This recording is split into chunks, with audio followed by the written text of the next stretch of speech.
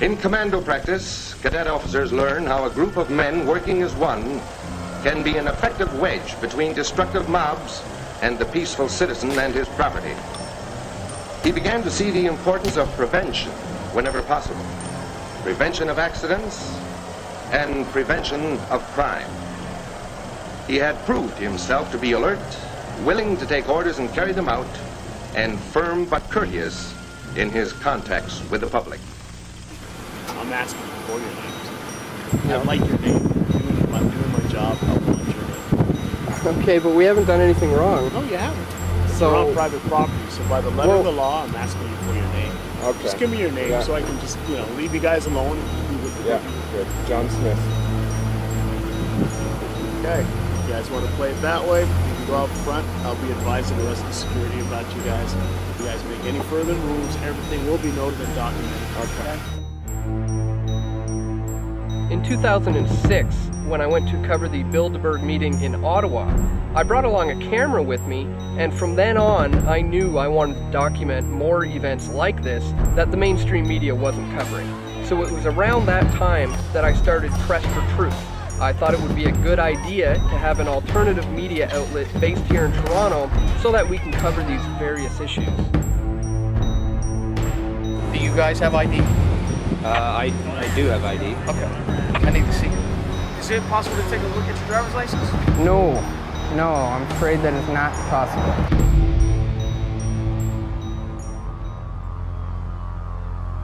Today is a training exercise with our tactical Emergency Task Force unit from Toronto Police. We're training with private security. We've been doing it with this organization, which is our TAPS, Toronto Association of Police and Private Security Organization, which is a collaboration between Toronto Police and private security in the Greater Toronto Area for information sharing, intelligence sharing, training opportunities. The G20 coming to this area actually helps us see how our training has been undertaken over the last several years. So this is actually, this was not derived as a result of the G20, but the G20 now will test our ability to work in concert with private and public sector. Is it true there's going to be upwards of 10,000 police at the G20? There's, well, first of all, I'm not here to discuss the G20. So now we are currently down in Toronto's financial district. This is the heart of the financial district here in the city. So we thought it was important to come here to show you what you can expect in 2 months from now in this area. As many of you know, there is a group out there called the Black Bloc who show up to these protests dressed in black. They often have rocks and they'll pick up things and try to smash banks. There was a firebombing at an RBC bank in Ottawa just last week by a group who was calling themselves the FFFC Ottawa. You create a problem, say the bombing, you get a reaction, say, oh my God, what are we going to do about this? And then you offer your solution to the problem, which is more cameras, more security, more lockdown, and we have new CCTV cameras going up here in Toronto as a direct result of the G20. I'm George Tucker. I'm from the Toronto Police Service and have been a police officer downtown here in 52 Division mostly for approximately 30 years. The Integrated Security Unit is the group that's comprised and required to provide the security to those internationally protected people. The Integrated Security Unit is led by the Royal Canadian Mounted Police. The Integrated Security Unit has security zones and they will be protected by fences.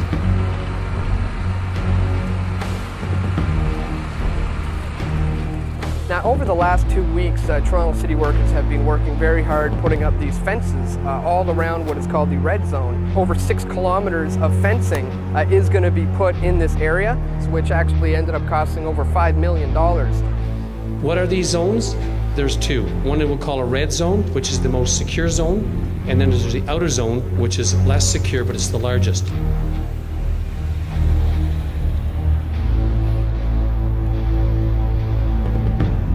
The world did change, unfortunately, on 9/11, and if it wasn't for some of the elements in our society, the security units would not have to be here in the presence that they are going to be here. We see people videotaping around here. We want to make sure what their intentions are. Yep. Our intention is to provide some alternative information to people who are looking to learn about the G20, as opposed to the mainstream media slant on things. Are you familiar with what an agent provocateur is?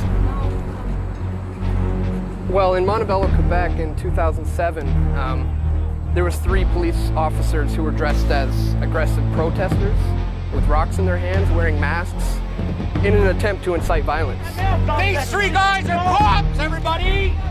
George, as a representative of the Toronto Police, can you assure us that the Toronto Police Force will not engage in any police provocateur agent activities at the G20 Summit? Security matters, I'm not at liberty to discuss those in an open format. Obviously, with these people coming to town, this is a huge international event. It puts Toronto on the global stage. We obviously have to take the steps that we deem necessary to provide that protection for them to visit Canada.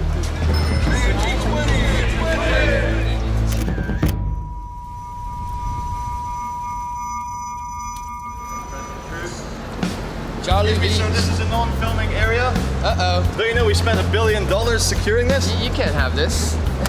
How are you, man? Very well. Yeah, good to meet you. Good to meet you, man. My name is Charlie Veach. I'm a member of the Love Police, Detective Charlie Veach. Terrorism, terrorism, terrorism, Al-Qaeda, Mohammed, terrorism. I'd like to thank the City of London Police for doing a wonderful job in their fluorescent jackets and protecting us all from the terrorists. You have CCTV cameras filming us. We have to ask the question, people, who's watching the watchers? So Dan, you live here in Toronto? I do. Been here for a little over 10 years now, 12 years or so. It's funny, we're still one day away from the actual event and it's already massively locked down.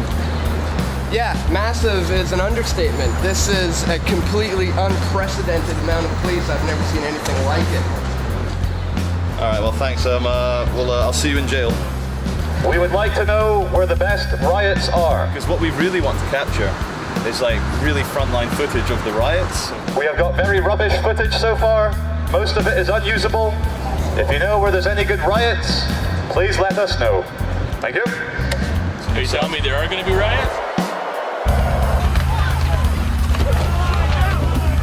I'm sure there are going to be some intense riots. So we're just wondering if you guys knew where they might be. Well, if you got some ID with you, I can put you in touch with media. Thing is though, why do I need to show you ID? So I can give your name to media so you can be contacted? Oh no, in that case I'd rather remain anonymous. Really, eh? Yeah. But can I please give one of you guys a hug? No. No? And can I give you a hug? No. Okay, well that's what we like to do. But so you guys are going to be on your way then down that way? Yeah. Is that right? That'd be a good idea. All the best. Have a good day. Take care. See you tomorrow at the riots. Well, I'm kind of amazed, Dan, at the intense police presence and the incredible kind of Berlin Wall style gating going on here. You can really almost taste the money they've wasted on the policing and surveillance of the city. And as we saw walking past, they've got mobile CCTV units. You've been stopped today twice, asked for ID, asked who you are. I've been stopped once. So I'm just really looking forward to getting the megaphone out and speaking a bit of my supposed truth to the poor security personnel here. Absolutely. So let's continue our trip down to blast the people with some truth with Charlie V. We're going to press for truth.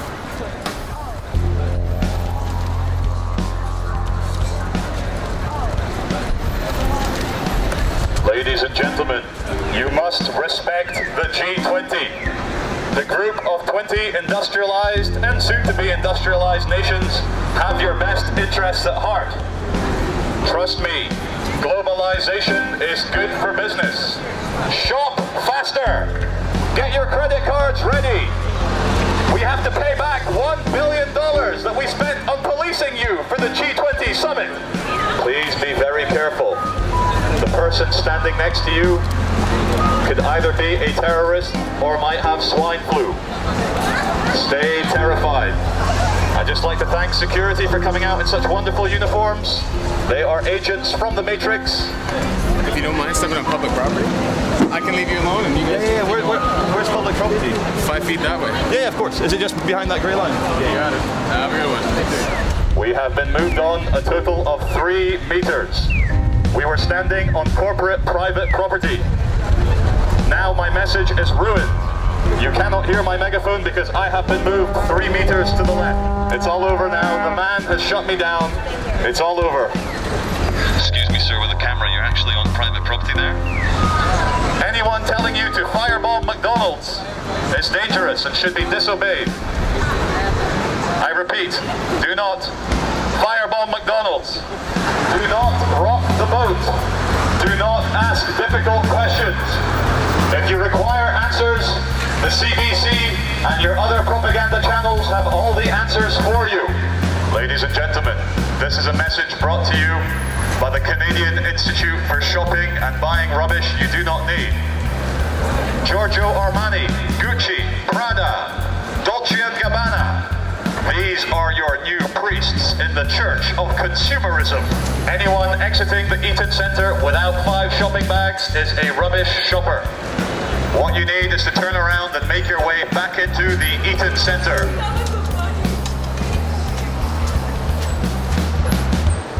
Ladies and gentlemen, by order of Eaton Mall Management, we ask you to shop faster.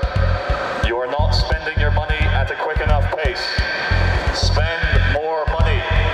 Buy more material objects. Happiness lies in buying stupid things you do not need.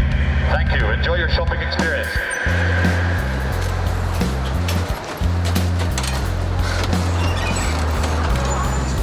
Okay, let's move on. Sorry? Thanks a lot. Let's move on. Ladies and gentlemen, the agent from the Matrix behind me has said, okay, let's move on now. Just for the agent from the Matrix to know, of course, this is nothing personal. We do not dislike human beings, but what we do dislike is how uniforms make human beings behave like bullies. The people in the nice black and white uniforms behind me that say security, they are asking us, do not point your camera at the building, because the building has feelings as well, and it's very shy today. We would like to announce we are not terrorists. We are in fact British military intelligence. We are from MI7. Look us up. Thank you. Yeah, we're from British military intelligence. I'm here with the Metropolitan Police, as you can see. So it's all fully authorized at the highest levels. Because you know sometimes, have you heard of what an agent provocateur is? I have no idea. What it is, sometimes in like when there's big demonstrations, because I can tell you this because you're security, they use fake protesters to cause trouble, and we're here to be those fake protesters. Okay, I understand so it's that. fully authorized. I understand that you have a certification. There's a yellow card that press is supposed to have. No, we're not press because we're undercover, and if we carried ID around, when we might get searched by protesters. But you have actual ID on you.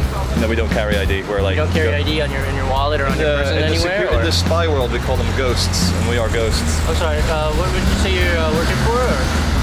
I can't say. If you're going to radio that in, we're undercover, so it's best not to say. Okay, hold on a second. All right. Ladies and gentlemen, we are the Police Entertainment Division. We know that securing Toronto City Centre against all those anarchists and terrorists can get very boring, so we are here to remind you that everything is okay, that we are on your side, and that what we want to see in the next few days, we want to see a fair riot between the police and the protesters. We ask that no one gets truly hurt, because as we know, all this is international politics. It's all street theatre anyway, and we all know as well that being a policeman in central Toronto right now can be very stressful. So if you'd like to join us to do some yoga, we'll be doing some tantric meditation. We will even show you some nice new positions which you can take home and make your partner very happy with. All you need to do is speak to the man with the megaphone. We are the Love Police, and our job is to lower fear and raise love. Honestly, we're done. Off the property, please. What happened? Is this private property? Okay. Yes, it is, sir. It's private property. Where would public property be?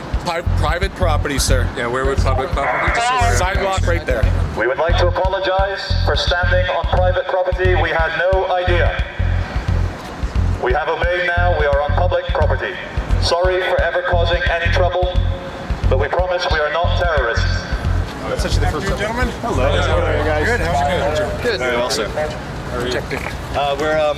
Well, these guys are from Press for Truth, and I'm from the Love Police. We're kind of absurdist, surrealist filmmakers, and so we obviously came to Toronto for the G20 to try and see what kind of exciting. So you know what it is. Okay.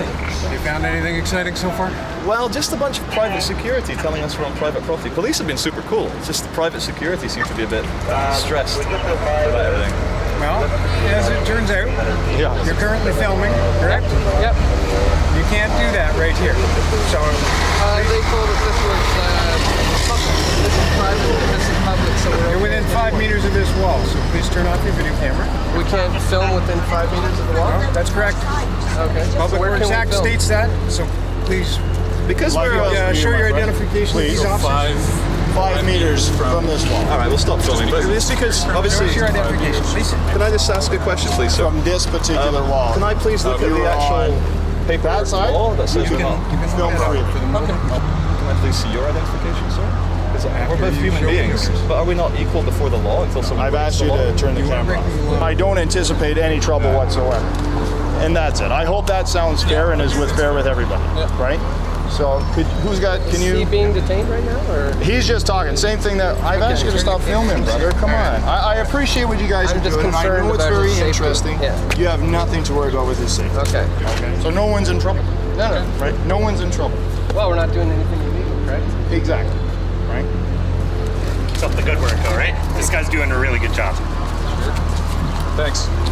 So your friend didn't want to tell the police who he was, so he's been arrested for the time being, okay? So they're going to determine who he is, and then once they determine who he is, he'll be released. That's the beautiful thing about this. I agree. We don't have to present our papers upon request, right? Well, but circumstances have changed just a little bit. You know what I mean? Yeah, but like if this was why would certain rights be suspended just because the G20 is coming to town? Because that's what the government states. Right. It's not us. We don't make the rules. We just play by them. So as you probably just saw, we were surrounded by, I don't know, about 15 police officers or so who said we could not be on the property and that we had to be on the public sidewalk. We went over to the public sidewalk, continued doing our bullhorning with Charlie Beach, and that's when they said it's time to put a stop to this, and you guys are going to have to tell us who you are and show us your identification under something that is called the Public Protection Act. The Public Works Protection Act, as it's called, isn't new, but extending it broadly to downtown city blocks is unprecedented. It's entirely reasonable, and that we would be able to restrict the area around the summit. We have a legislative responsibility to protect that event. Police are using it. Several people have been arrested. Andrew Veach, an activist, tested the police response and videotaped it. We're within 5 meters of this wall, so please turn off your video camera. We can't film within 5 meters of the wall? That's correct. So your friend didn't want to tell the police who he was, so he's been arrested for the time being. As of June 21st, sir, this has been declared a public works area. Okay. And then that falls under the Public Works Act. Which is, what's the act exactly? The Public Works Act, sir. Right, so what does it state? You're more than welcome to look it up on the internet, sir. Can I get you to explain the, I think it's the Property Workplace Act? I would have to refer you to the Public Works. You're talking about the Public Work Act. Yeah. No, I'd have to refer you to the media relation officer. I won't be able to. Oh, no one can speak on that? No. Oh. Sorry. Okay. It's actually under the Public Works Protection Act, okay? Okay. Anyone within this perimeter. So by law, you can ID anybody you want? Yes, that's right. Can I have your ID, please? I refuse to give you my ID. Okay. You're gonna have to identify yourself to me, sir. Listen, okay, this is the way it happens, okay? If you don't identify yourself to me, then under that act, I'm gonna have to arrest you. Arrest me for not showing ID? That's right. So I need to see your ID right now. We check your bag. There's nothing in it that can cause anyone any harm. You're free to enjoy yourself in the park. You don't open your bag, you don't get in. Well, I'm not letting you illegally search me. Okay, then you're not coming in the park. Then you're not coming in. Why? On whose authority? On whose authority? We're not going to repeat ourselves over and over and over again. This is a violation of charter rights. Of rights as a citizen of Canada. You are violating my rights by illegally searching me. And I have a right to enter a public space without being violated. You have a right to enter the public space under the terms that we've given you. That's the end. Oh, your legal terms that you've given me. Well, sir, I guess that's up for debate later, but today, right now, as it stands, those are the rules. And if we are incorrect, and it's found out to be incorrect, then we will apologize profusely and it goes from there. We're going to break the law and then deal with the consequences later. That's essentially what you just said to me. I'm going to enter this park, and you will have to detain me to enter my bag. That's correct. Okay. Well, then you're done. No, you're going to have to detain me. Okay, dispatch, we've got a crew coming northbound on.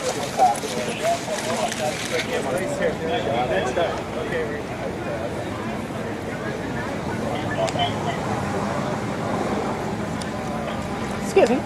Is there a reason that you're keeping his goggles? He's not here to keeping swim. my goggles? Yes. Why are you keeping my goggles? Is it illegal to have goggles? So when you use chemical weapons, I won't be able to protect myself? No, I don't have all of my stuff. Give me my goggles back. You're not getting your goggles back. Why? Unless you want to give us your name, we'll give you a property Why do you receipt. need my name? Because I'm breaking So we the can law? fill out a What law? property Can you receipt please for tell you. me what law? We can't even have this debate. It's ongoing debate. Okay. One-sided. Toronto has been turned into a police state. I mean, there are just police everywhere. They're searching you, your knapsacks when you come into a park. They're asking for your identity. These are public relations exercises that are increasingly about intimidation. I mean, intimidation may be the main message here, not anything else that's going to come out of it.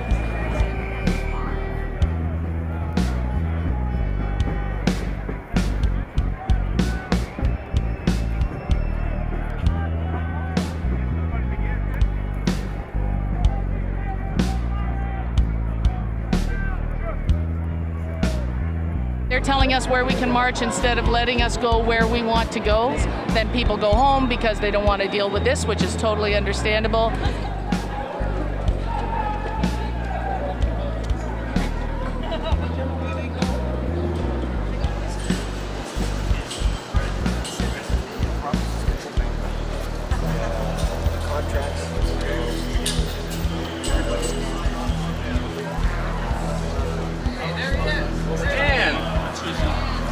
How's it going, buddy? Good. How are you? Good. Fellas, All right. you brought it back. Perfect. Oh, yes. And then first,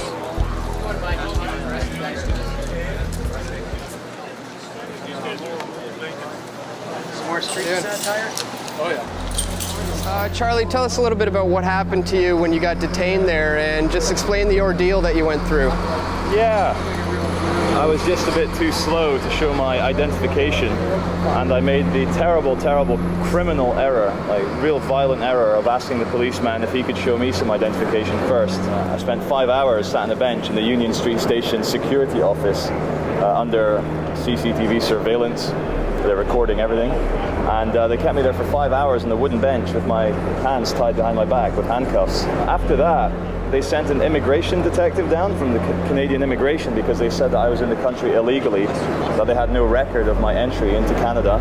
So then I got thrown in the back of a van, again with the handcuffs still behind my back, and driven for about 15 minutes to the Toronto Film Studios. But I didn't know it was the Toronto Film Studios until I left. They strip searched me again. A sergeant interviewed me under CCTV again. Then I got taken into this massive open room about the size of 2 football pitches, like black everywhere, and they'd set up like strip lighting, fluorescent lighting, and above each cage they had 2 CCTV cameras and a little toilet in the corner with cameras pointing at that as well.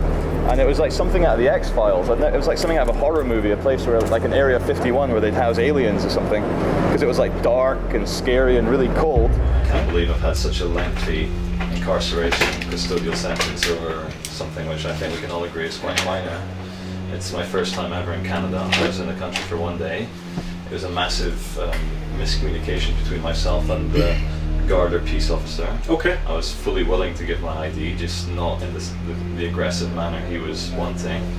And now I've had the longest, a very long prison sentence already, in my opinion, and I'm very stressed, very upset. Okay. And it just doesn't feel very becoming of a civilized country like Canada. I've been held in a cage, a cold cage in a warehouse for many hours, and before that I had my hands cuffed behind my back for 4 hours before I got brought here, and it doesn't feel right. I appreciate your comments. There are unfortunately some exceptional circumstances within the city right now, but I do appreciate your comments. You can't make me sleep in concrete. That's the arrangements we have.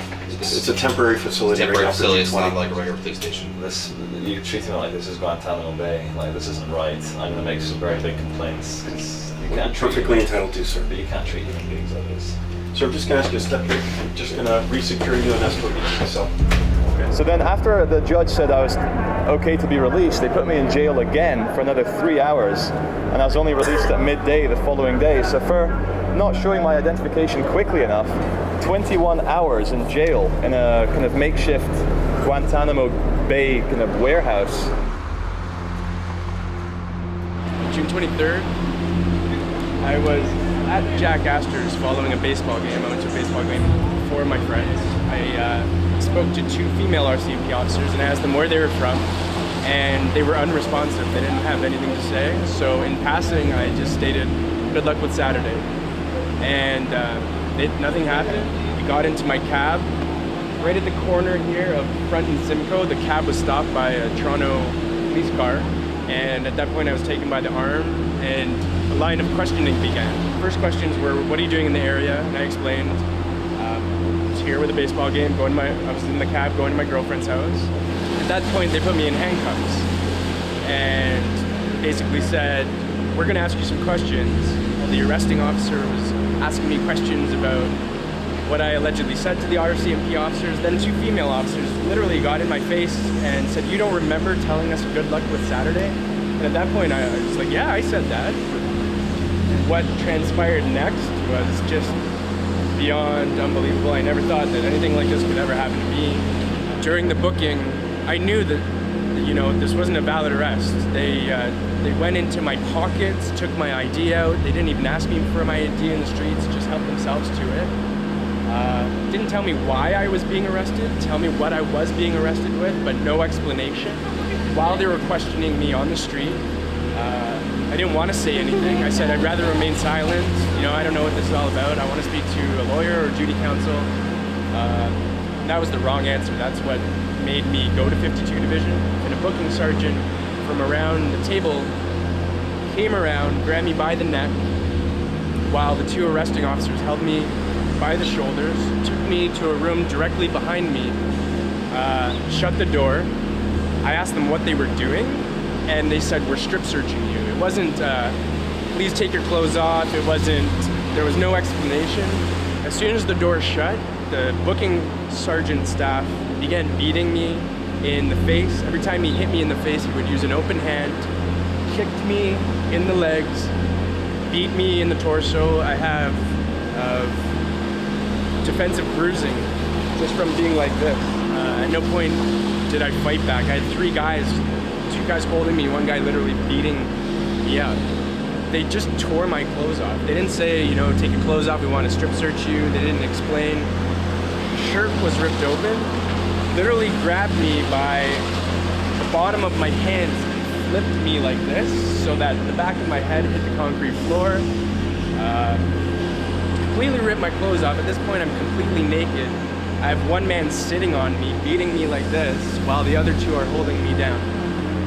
At that point, I sat around naked for 5 hours, and one of the arresting officers, I believe 8330, if I'm correct, I have the information here, came and asked me to stand, stood. He took my underwear, which was up against the wall, and kicked it underneath the cell and told me to get decent, because 2 what he explained were detectives were coming to ask me some questions.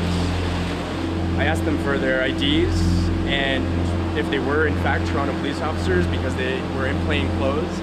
And they just took the stance that, listen, we can either help you out with this or you can kind of continue this way and you're gonna get no help. So I just said, okay, that's fine. If I could just have your names. And they looked at each other, and one of the officers said, I'm Officer C, and this is Officer Sis. They sat me down and started asking me questions about what I know, what is going to happen on Saturday, if I know any information, if I don't know any information about labor groups, if I belong to a labor group. I had no answers. So you were arrested and detained, thrown in a cruiser, beaten up, strip searched, all because you said good luck on Saturday. Good luck with Saturday.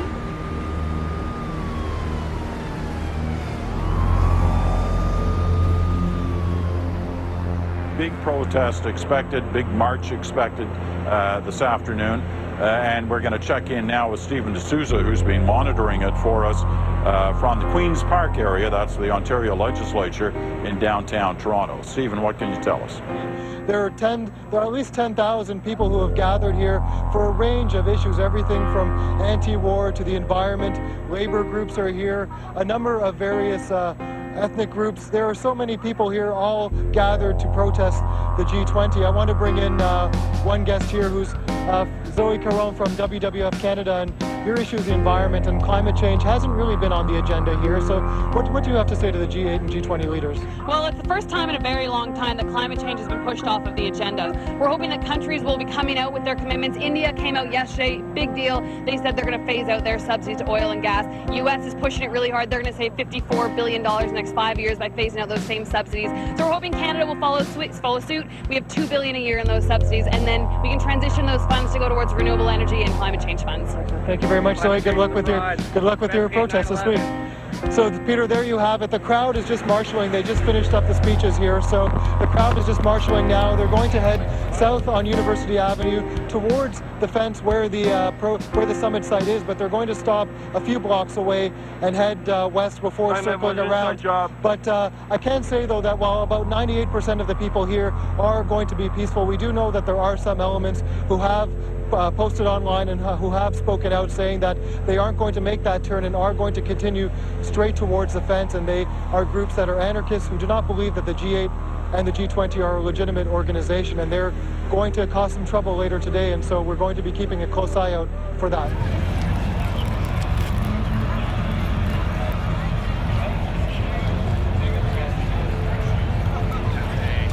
I can't see how far I know. Hey man, how's it going? Hey, I'm a private citizen, so don't film me, okay? What's that? Don't film me, I'm a private citizen, okay? That better not be on any TV. I'm a private citizen. I'm calling you, okay? I have my rights, okay? Yeah. We're in a public area as well. I'm not a cop, so you guys lost permission. I'm not a cop, so I want my permission back. Okay.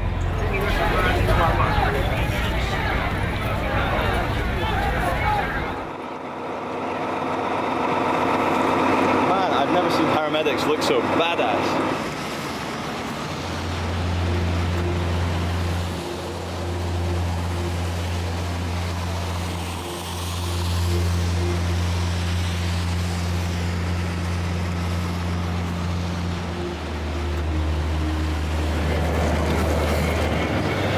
Whoa, these are all these vans full of riot cops here. Gentlemen. How are you? Yeah, of course. I'm Charlie Beach from London, England. I'm a filmmaker. These are my filmmaker friends. I ask you to just keep your distance from our people. You're going to have to leave this area. Are we able to continue north? No. Okay. Can we go this way? Do it by way of arrest. You're going to go south to, I'm going to suggest to you that you go down to King. All right then. Okay. And then go east or west, because unfortunately you're going to be meeting a lot of police officers along the way and you're going to be getting direction. Okay. We're trying to make our way to the protest. It won't happen here. What won't? Well, you won't be making it to the protest from here. Okay, so we got to get there another way. All the way across. Oh. So you can tell your friends that as well. So head that direction. Sure. All right. Freedom of speech.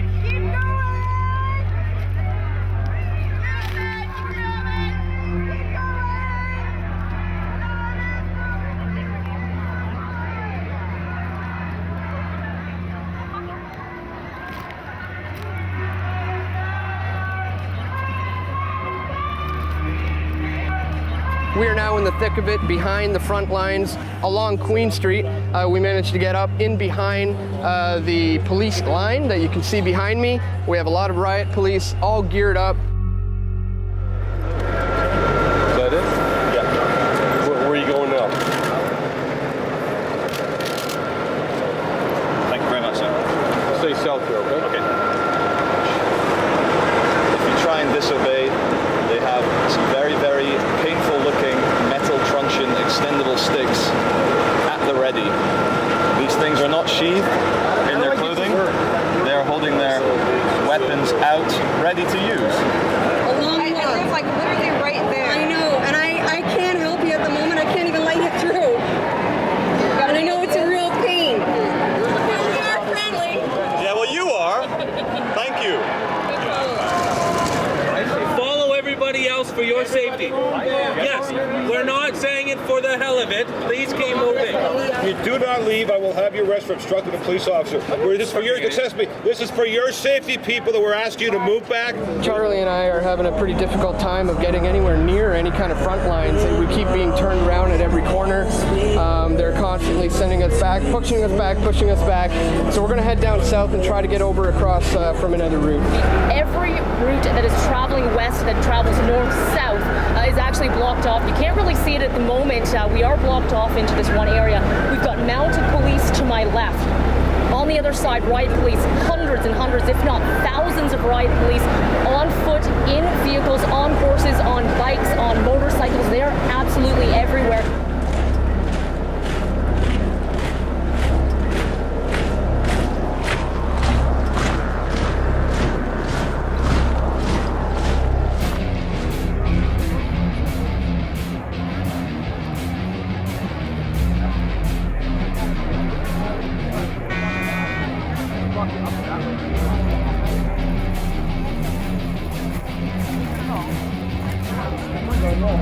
Well, I think the value of direct action should be concrete. We should do things that aren't symbolic, but rather accomplish things here and now. Directly shut something down, or at least cause so much financial damage that our message gets to the CEOs. What's your message? Our message is that commodification of life is wrong, dominionism is wrong, capitalism is wrong, and that all beings desire freedom. I gotta go.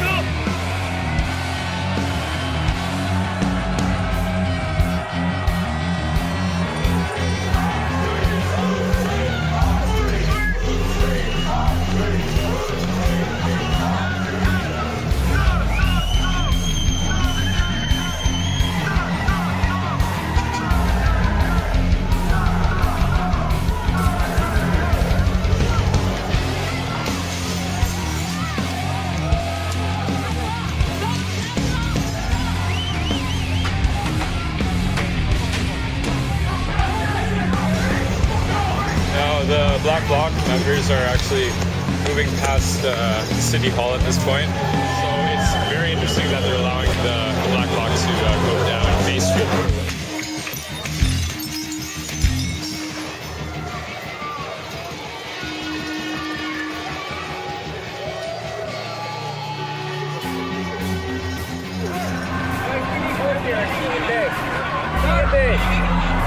Let's get some help here.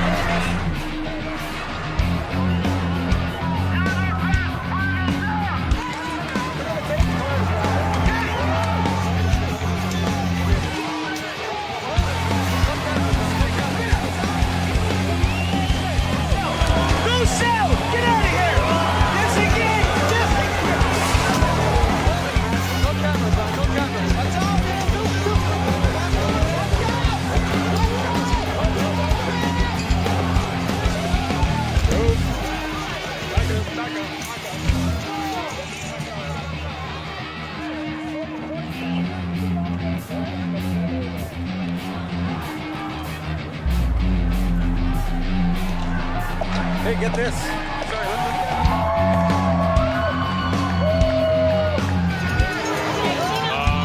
At this point, they've set the car on fire.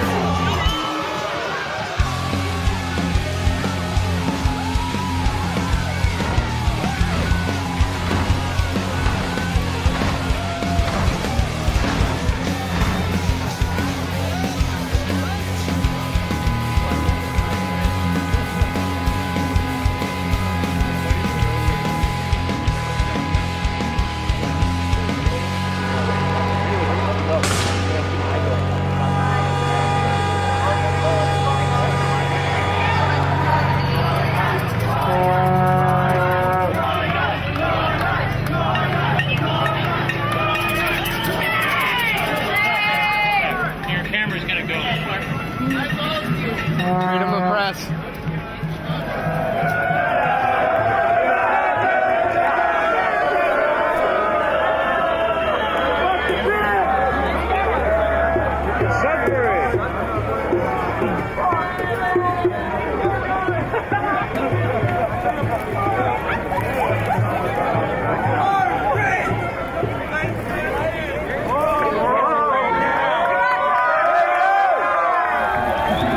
Police have actually started to back up on their perimeter here on Queen Street West. What are these?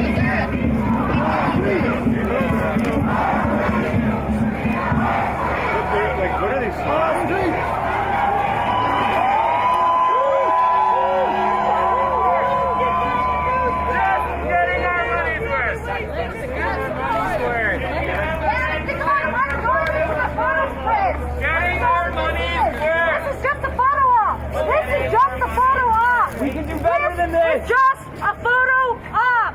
Every time you do something peaceful, artistic, this is what gets documented. And everybody thinks demonstrators are nothing but violent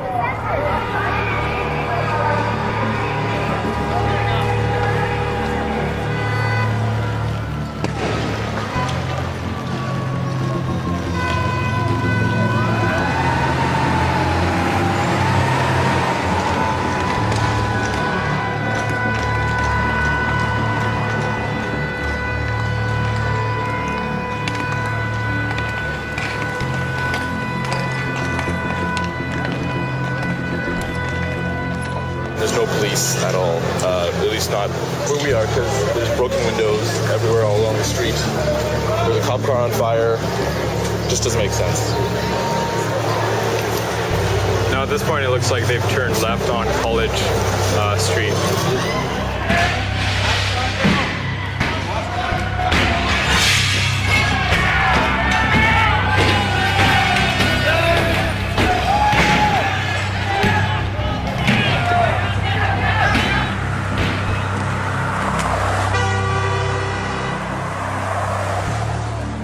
As I'm walking up University, that's where I see the vans pull up. A huge row of vans of riot cops, and they pull up really fast. And as I cross the street, I see the Black Bloc walking down College Street.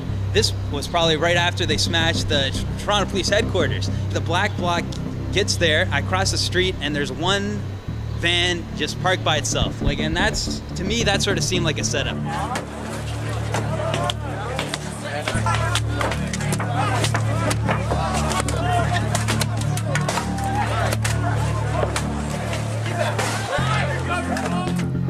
I could see the cops starting to get out of the vans across the street, the riot cops, and then they sort of formed one of those lines again. And then something happened with the black, a lot of the people that were smashing the van would run into Queen's Park, and it's sort of you lose track of them. I guess a lot of them were changing because there was a pile of black clothes. I can definitely say that I saw that.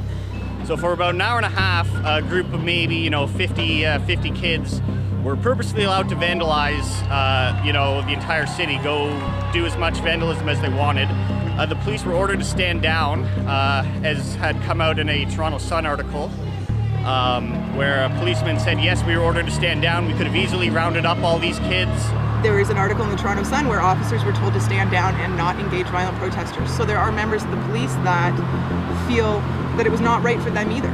I think with the number of police that were here, and some of them have shared their opinions in the Sun, that they could have clamped down on that quite quickly and allowed for legitimate protests to continue. We need to ask why that wasn't done. We need to ask who gave those orders, because there are people in the police force that don't even know who gave their orders. And that's frustrating for them, and I think that's a dangerous spiral to go down. There's also questions about the police cars that were left abandoned.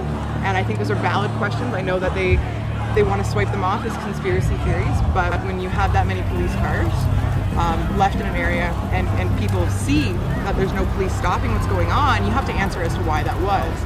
How an hour and a half of destruction happens with police looking on and doing nothing, I find more than highly suspect. Maybe if they were involved, yeah, there's more than reason to believe that.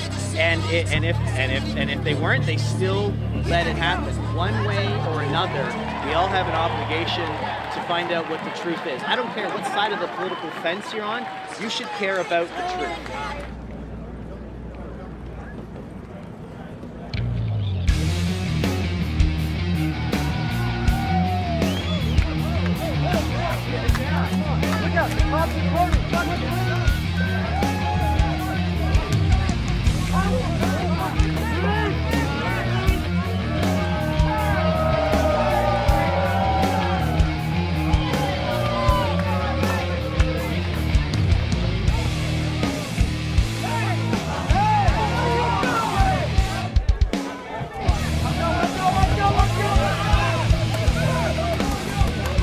Without warning, that whole line of fully suited riot cops ran toward us at full speed, the bike cops included.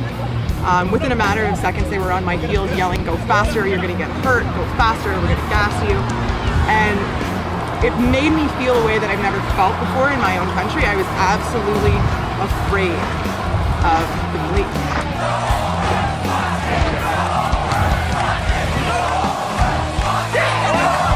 Then without warning, they started advancing and grabbing people randomly, and they started sending horses into the crowd, where at least a few people were injured. One woman was trampled, I believe her leg was broken.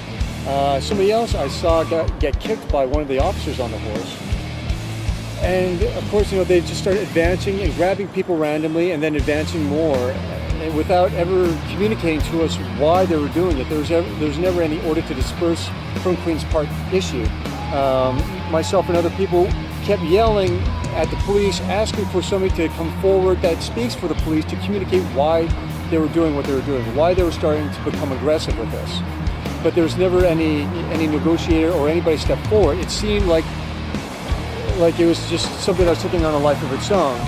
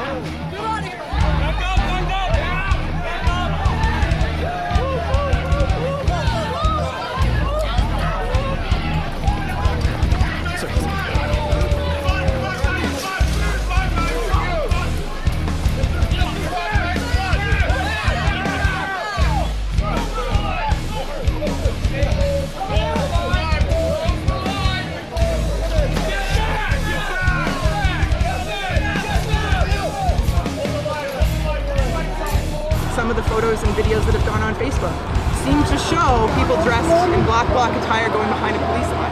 And if that's an option that was taken, they need to explain why. They need to explain who made that decision.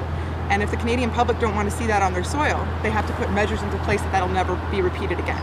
This is a global corporate fascist takeover. And we saw their enforcers firsthand here in Toronto with the G20. And if you read the stories or listen to some of these interviews or anything like that, you'll realize it was just a bunch of thugs came in and criminal thugs started beating up, assaulting, arresting, and horribly treating a bunch of peaceful, innocent Canadians. They ripped the leg off a 57-year-old amputee and told him to hop to the squad car and arrested him. And you were a government employee, right? Yeah, I work for the Canada Revenue Agency. Oh, okay. I'm in the appeals section there.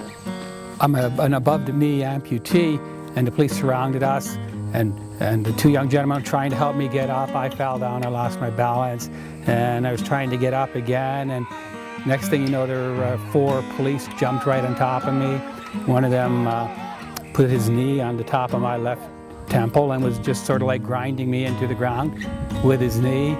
They had knocked my glasses off, and I was yelling, and my glasses were loose. And then the police said, "Well, you're resisting arrest." And he said, "Let go of your arm, or else I'm going to break it." But I said, "I can't move." The police officer told me to walk, and I told him I can't. Then he grabbed my left leg here, and he ripped it off.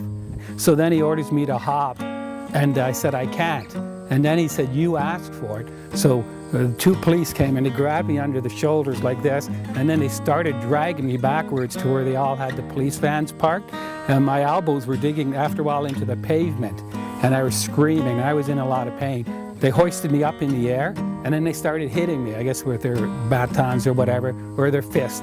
And as they were running me towards the police van, they were saying things like, he's a biter, he's a spitter, he's resisting arrest. So we got up to the police van, they threw me on the ground, and they started giving me these little boots with their boots and hitting me. And I was held at the detention center for over 24 hours. I was never charged. They said they couldn't find my arrest, the paperwork, my arrest report, they never could find it. They never allowed me a phone call or any of that stuff. They wouldn't let me wear my leg. They said it could be used as a weapon, or it might have a weapon inside of it. I felt brutalized when I went through it. When they took me down, the way they did it, I mean, if they had tapped me on the shoulder and said, you're under arrest, I would, I would have complied. There was no need to do what they did. And you can see that people are being pushed out of Queen's Park by police. So rather than being penned in here, we decided to kind of retreat to the streets, to a place that was a more public space and that was not under immediate control by the police.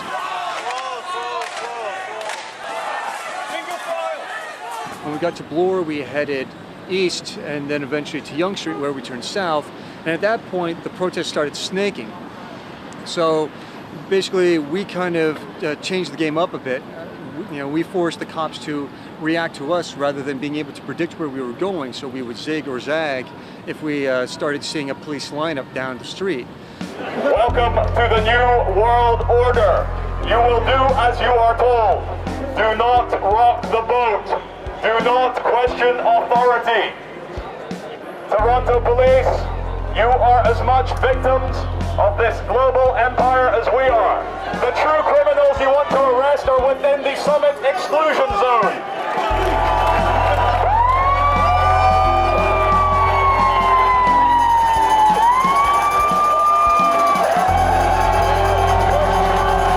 Ladies and gentlemen, this is the Love Police.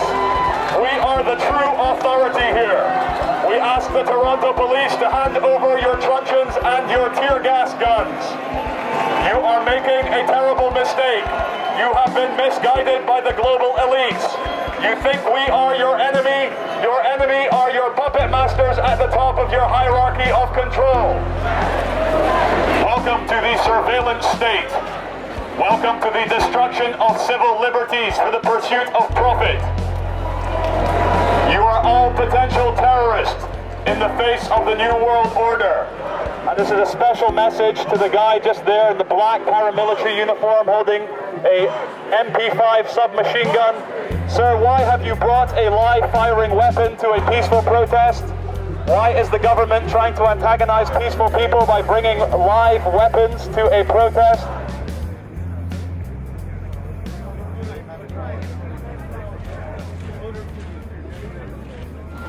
There are little pockets all over the city. Things that are going on right now are not being contained in any one particular area. We have heard that there have been people setting police cruisers on fire.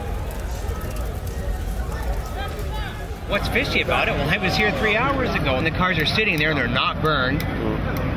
Next thing the police scatter, then one car is burned, they come back, force everybody out, and then they leave again, and then another car is burned. Like, why didn't they pull the cars out of here? They had enough manpower to get everybody out of here, and then they just scattered. I don't understand it. If they're looking for a photo op. Why is the CBC news van still there? They still have the CBC news van right beside the flaming vehicle, but they've cleared everybody else out, so a little bit curious there that they still want the mainstream media right beside the flaming police car. It was a photo op for the media, so that they can, I'm telling you, the car was on fire for a long, long time. No cops around, no fire trucks, it was allowed to burn. I'm going to tell you why no cops around, because they were running the other way.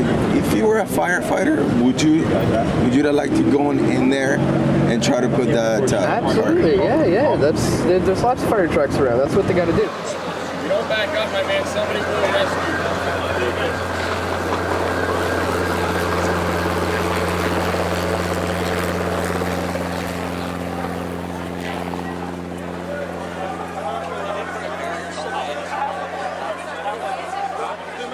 So here we are, we've just marched all the way down Yonge Street. We're back where we started at Dundas Square. We started here about 10 hours ago.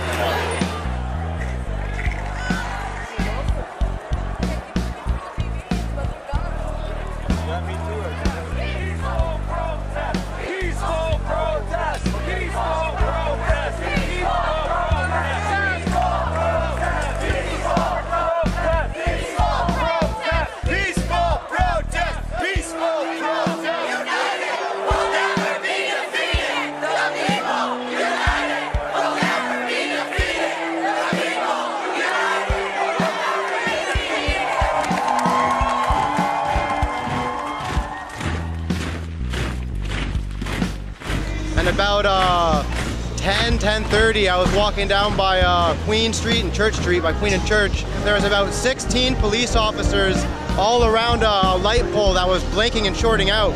So I said over the megaphone, I said $1 billion to defend a blinking light. One of the group members, he had the megaphone and he was ahead of me. And he didn't even get like 1 or 2 words out of the megaphone. And immediately they jumped him. They grabbed my head and smashed it against the wall, like pretty damn hard. And before I could even get up, they grabbed me by the throat and started choking me. He fell on top of me and I landed on top of the megaphone. And about 4 or 5 cops all jumped up, stacked up on me. 3 of them turned around towards me and they extended their batons immediately and they hit me with their batons 3 times in my chest. And they beat the chair relentlessly. Continually beating the chair, telling me to turn around, like, get the F out of here. I tried to blurt my phone number out to a friend, and I was told that if I were to say anything, that he would have to hold my neck in a position in which I would be unable to breathe. I was trying to turn around, and they almost pushed me out of my chair as I was turning around, continually beating the chair. And when I finally was able to turn around and actually start to wheel away, they still continued to hit the chair, and they didn't stop until I was actually within at least 100 feet of them. They arrested me for disturbing the peace, but it was before 11 o'clock, so I'm allowed, it's not a noise complaint or anything. I can use my free speech. They broke the megaphone, so this is what free speech in Canada looks like. Probably 10 to 15 hours I stayed in the cell. I was denied a phone call. I kept asking for my phone call. They wouldn't have read me my rights unless I actually brought it up and I said to them, hey, nobody's read me my rights, this is illegal. It was really intimidating and I'm surprised that this is in my country.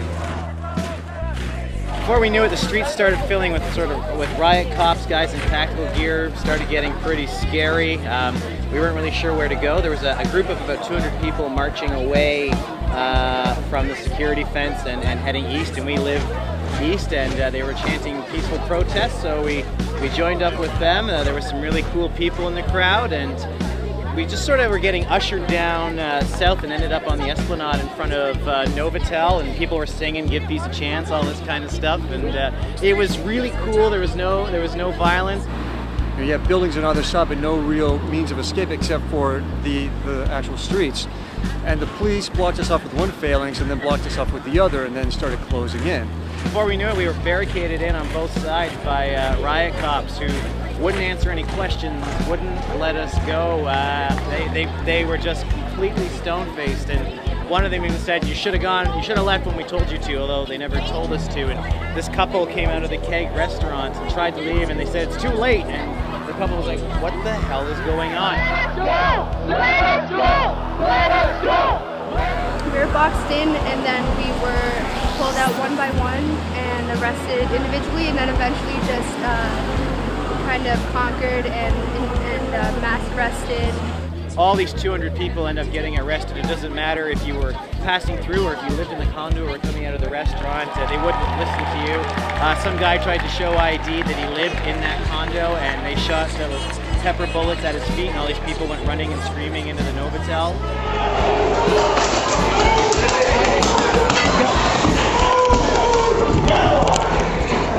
It's like, listen, I live here, what do you want me to do? I was like, back up, and start shooting at me. The police never attempted to communicate with us. They never spoke to us. and there was never any violence or destruction on our part either. I had to watch my girlfriend dragged away and cuffed as they dragged her away, really roughly for absolutely no reason. Threw her in a paddy wagon. I got thrown in a paddy wagon, and before I knew it, I was in a prison bus full of guys, taken down to the detention center. I ended up being in that detention center for 24 hours. I couldn't believe what was happening.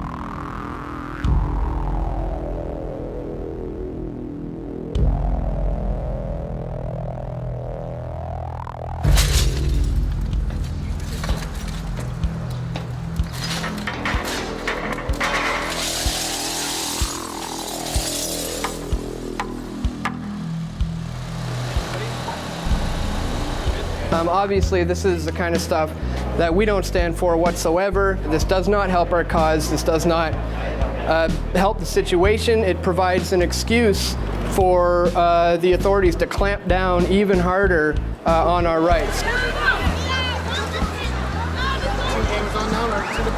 Dan and I got searched 3 times in 30 minutes and had our IDs checked and radioed in. It's a predictive programming to train the public in urban areas to comply, to allow arbitrary searches of your bags, to go through checkpoints, to have police radio you in and have to give your details. Dan was actually very good today. A female police officer said, "Can we search your bag?" And Dan said no. Do you mind if I take a peek? I sort of do. Totally up to you if you like to. Is that not part of the Public Protections Works Act? Or it's not mandatory for me to show you? Nope. Is that, all right, well, I'd rather not then. Then 5 minutes later, another police officer said, "Yeah, you have to comply or you'll both be arrested." And so we both had our bags searched 3 times. We're checking everybody after yesterday, guys. Mandatory now? Yes, it's mandatory. Another officer just told me it wasn't. Let's have a look. Okay. Sure. We're here for your safety as well as everybody else. Yours as well. You saw what happened yesterday, right? What happened? See that happen? You weren't here yesterday? I was here, but a lot of things happened. What specific things are you talking about? There's some violence and some damage, and people were injured, and we just want to make sure, that doesn't happen again today. It does leave a slight bad taste in our mouth to be arbitrarily searched in a free country, in a free area. You want to stay? Then open your bag. I thought as long as he's not within the 5 meters, though, it's fine. Isn't that the case? Legislation. This is our area. 5 meter. Right? That's the area. What's that? Because I won't consensually search. So you don't get it. You don't get a choice. Get moving. Why are you grabbing me, man? Get moving. You haven't opened up your bag, so take off. In Canada, that's something that's... Yeah, this ain't Canada right now. I just don't like to have my civil rights violated.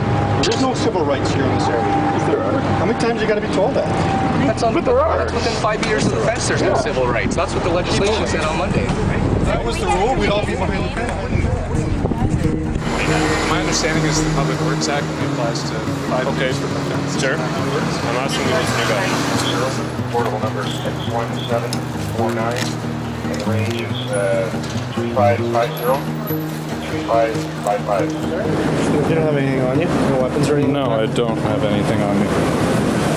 I'm now being searched and duress. I shouldn't have to be searched. I mean, I understand the situation today, so Well, I'm you doing weren't. it. I didn't go through your pockets or anything. Well, you still patted me down, and that's for my technically- safety, right?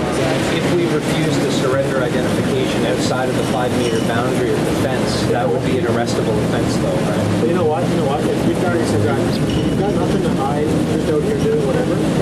Yeah, but it's within our rights, is it not? I understand that's within your rights, but what I'm saying is, if you give an officer a hard time, I think that you're hiding something for whatever reasons.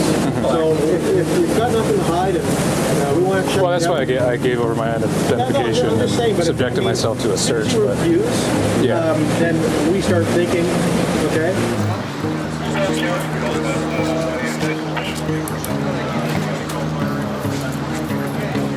Arrests, and lots of them. Hundreds at last count, over 500, and they are still making them as we speak.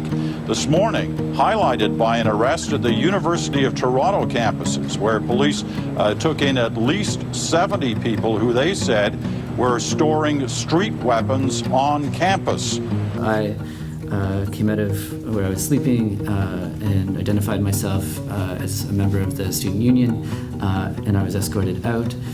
Talked to a police officer, I guess who was in charge, who was evasive. I said I want to see a warrant, and he was being evasive and saying that we were trespassing. And I said, no, we're not. This is our building. These are our guests. And then just looking for excuses, and finally got frustrated and just said, okay, everybody here's under arrest. We were arrested in the campus, and the charge were conspiracy to commit, but we didn't know what conspiracy to commit. So they were actually in a gymnast that they have rented, and they got arrested. And when the police arrest them, they say that they arrest them for participating into a riot. My name is Mark. I'm from Montreal, Quebec. I've been arrested on the G20s. The charge against me are weapons. My weapons are a pair of tweezers, a waistcoat this big, 2 pairs of scissors, and a metal whistle.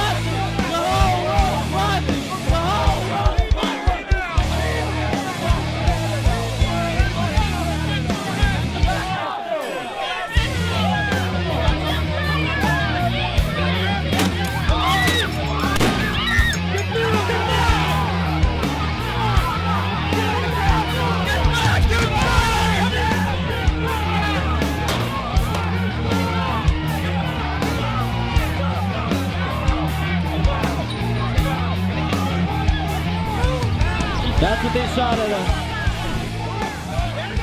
Rallies that we have had in the past 24 hours where people are going to the jails to support their friends as they leave, we are finding that cops are also meeting them there with brutality. We've seen plainclothes cops snatch several demonstrators who were supporting their peers coming out of jail. We've seen them being snatched, being thrown into cars. We have seen cops prepared with tasers. This is not acceptable when we are already resisting the G8 and G20 violence, the violence that comes from their structures and policies.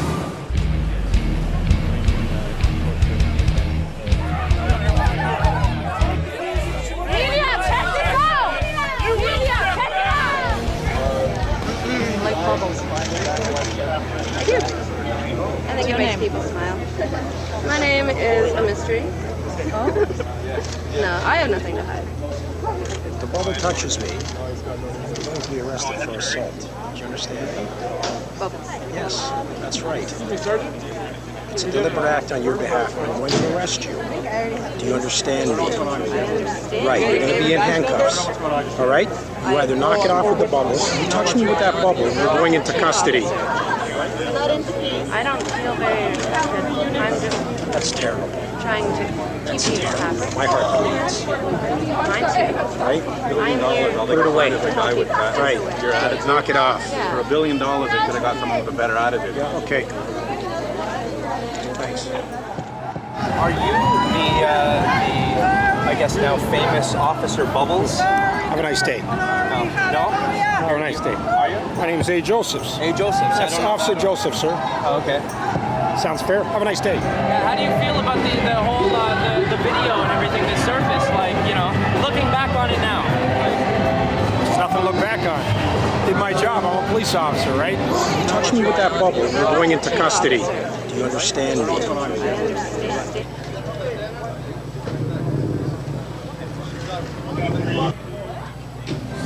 People are talking about how you took down your Facebook profile and stuff like that off there, and like, I mean, you know, there's been quite a bit of fallout because of that stuff. So.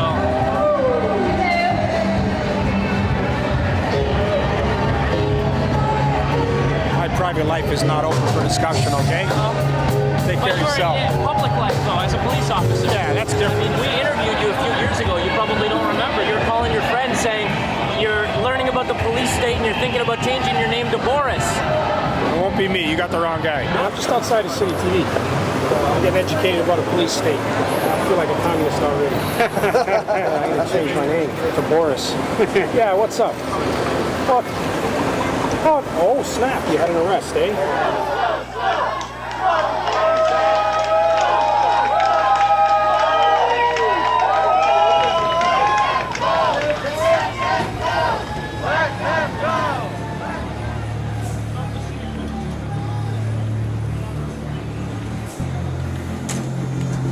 There's 500 of them being arrested, I've heard. 500 people, that's a lot of people. 150, 300 people come down here, we're not going to stop. So originally the officer called and said, I need help. So a vehicle comes up, a mobile vehicle comes up, and then he's surrounded by people, so he can't drive anywhere. He's going to hit people. So really the prudent thing to do is abandon the vehicle, go. One last question. Once you do that, then you know they can do whatever they want. I mean, it's a classic for the civil unrest, the old rolled over police car or the burning police car. Yeah, but the media certainly took their photo op opportunity, and just that's all you saw on the news was the burning car, and it kind of paints the whole protest in a bad light. Yeah. You are not scared enough. You must be more scared. Freedom is a thing of the past. You are all now slaves in the new world order. What is this here? CBC News. Canadian Broadcasting Corporation, the propaganda piece for the Canadian government. Who wants to see me hug the CBC reporter?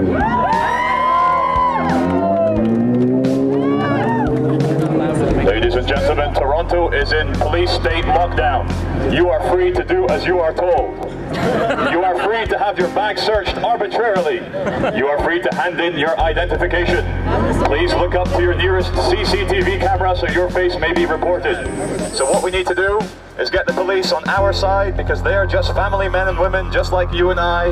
And as soon as the police stop obeying their orders from the criminal thugs at the top, there will be no one left to defend this very small cabal of dangerous criminals who are the international financiers and bankers. This is not North Korea. This is not China. This is a civilized Western nation where people are treated with respect and dignity. And as far as I can see, 100% of the people here are peaceful and loving. We are blocking off entire city blocks to keep you safe. You must comply in order to remain safe. Treat us with the same courtesy we will treat you, and everything will truly be okay, and we can have a nice, fun day together in the New World Order amusement park that is downtown Toronto now. Thank you.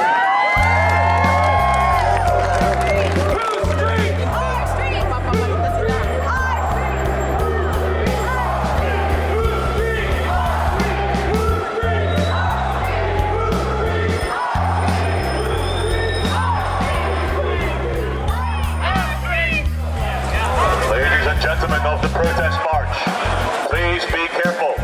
We have had reports from the CBC that there are many Al-Qaeda terrorists here dressing in Toronto police uniforms. Okay, ladies and gentlemen, some people have informed me that we should carry on west.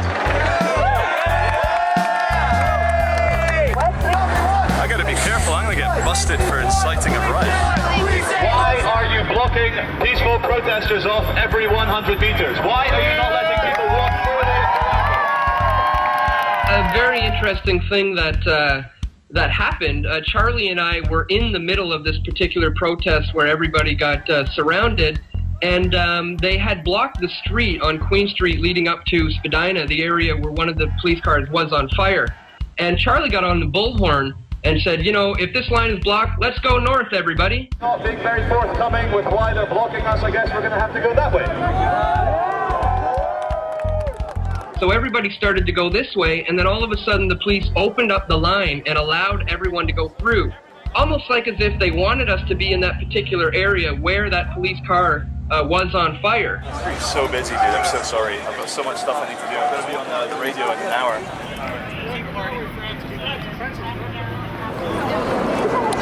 I saw you there on the perimeter yesterday. Okay. I'd like to see your ID, please. Can I ask why? Yes. Why?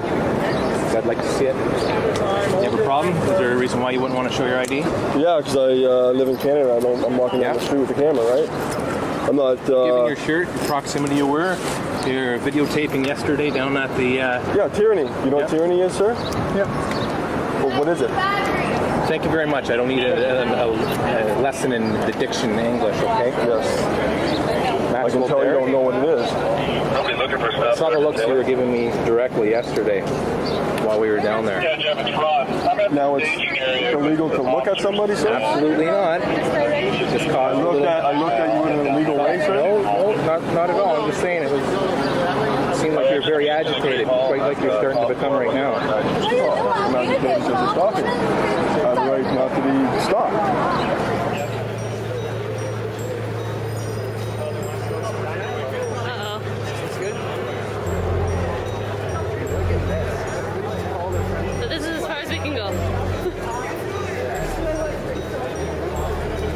We got here, there was pretty much already a big gathering. The bikes were already there, everybody was already sitting in. We were already on our way home. We kind of just figured we'd take some pictures, walk across. We had to get from this side of the intersection to that side of the intersection, so we decided we would just walk through, take a few pictures on the way. As a budding photographer, thought it'd be kind of cool to get the aftermath shots down here just to see what it was like. We were just walking down Queen Street, like spent the day. It was probably like, I don't know, like 5 in the afternoon or in the evening. So it didn't seem like it wasn't too big of a crowd. It seemed, you know, peaceful. So we were kind of just observing and watching what was going on. I found out a lot of the people that were there, that were stuck in, were just had just been walking by. Some of the people were just curious about what the protest is like because of all the stuff that happened on the Saturday. So they walked down there, and then some of the people were just like local area residents stuck in here. So they have nowhere to disperse to. Just for the record. And here come the riot cops.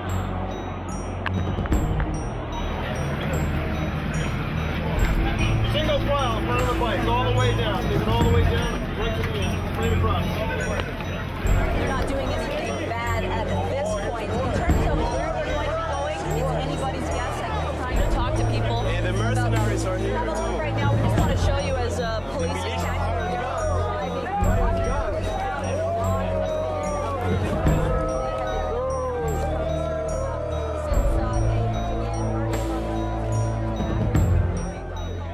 Queen and Spadina is already blocked off on the south and the west side, and then buses pull up from the north. Big Greyhound buses, like full of riot cops. All I see is like maybe 3 busloads full of SWAT team members come out, and we're just starting to walk up there, pull up, and then they all load out and start walking down. And by the time we seen that happen, we're like, oh crap, we came back over here to kind of see what was going to happen, you know, if they were going to maybe try and arrest people or something and try and avoid it, because they're definitely not allowing us to go that way. Oh, that's good. Corral this in the back. These guys in the north are trying to get us to move south, which was, I didn't even want to go down that far, you know? And I walk over to the east side, and there's another riot squad coming in from the east. So basically they surrounded the whole intersection.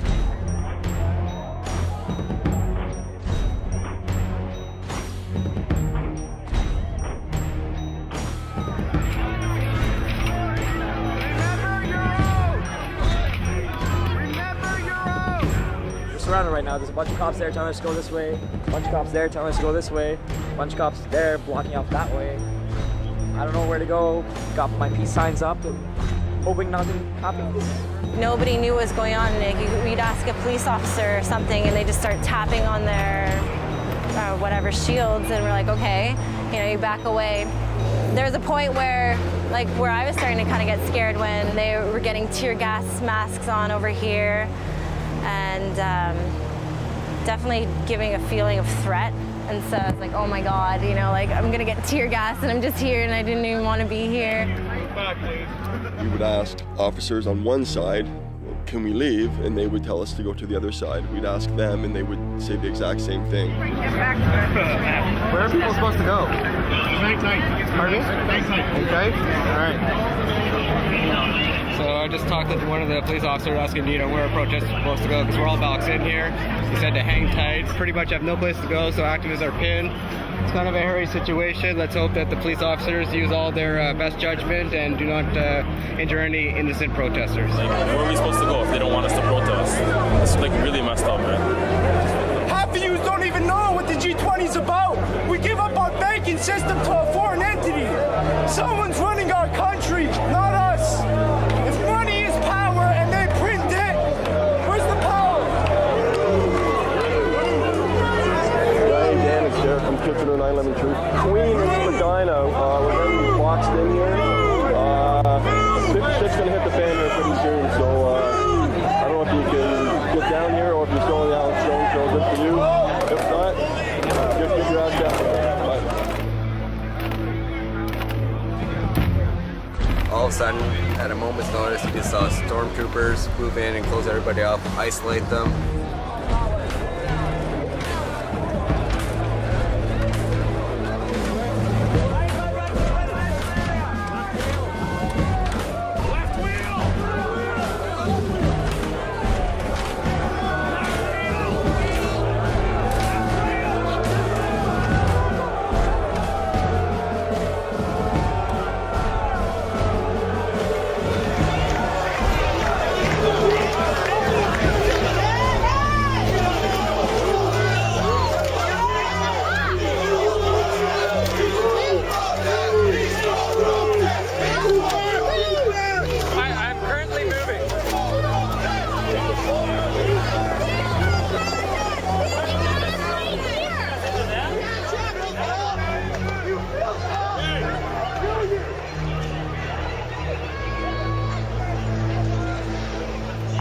This doesn't look good. Before we realized it, we were blocked in from every direction, and then we were part of the small group of about 30 people that got cut off from the main 4.5-hour group.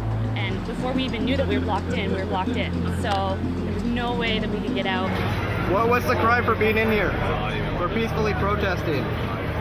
Okay, folks, you understand? Everybody's going to be arrested. We'll do it nice and easy, okay? We don't want to hurt anybody, but you are going to be arrested. For what? I told you, conspiracy to commit mischief, so stand here. We'll take you one at a time, okay? Thank you. For what's the charge? Conspiracy to commit mischief? We're peacefully assembling. You're interpreting it all wrong, sir. We're peacefully assembling. Nobody's conspiring for mischief. So seriously, if we wanted to get out, we would get arrested. Out of the circle. I think so. Yeah, the guy just asked me, can I go through it? You wouldn't let him. So what's the point?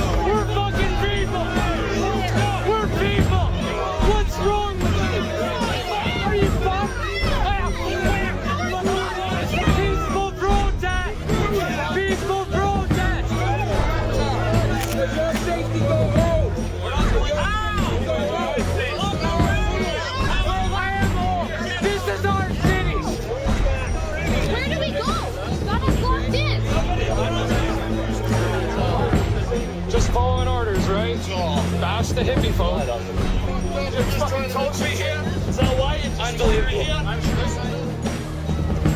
We're not worthy. We're not worthy. I'm sorry. I'm sorry for protesting. We were a little stressed, but still light in the situation until they started dragging us away. At that point, that's when it got real. And they sort of just round them up, and you know they just sort of treat us as cattle, and that's what we felt like. Look at all those civilians back there.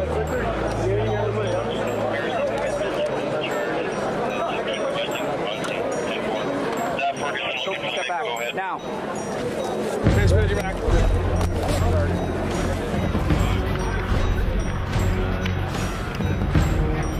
Me? I'm being taken.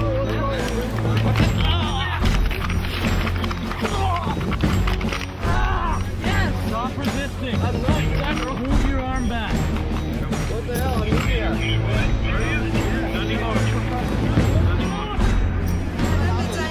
Shield. Whoa! Hey! Hey! Hey!